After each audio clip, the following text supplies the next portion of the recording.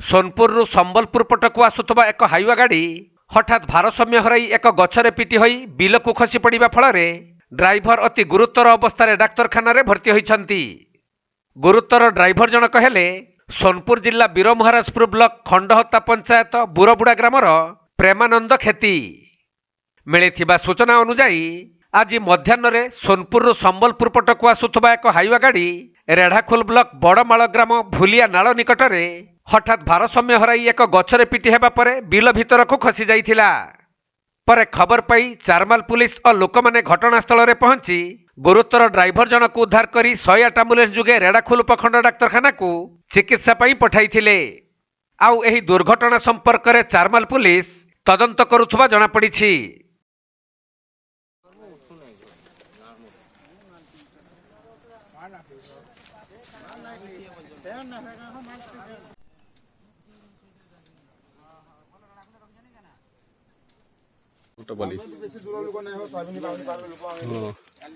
हे साबिन ने काली बोथिन मुई बुझलो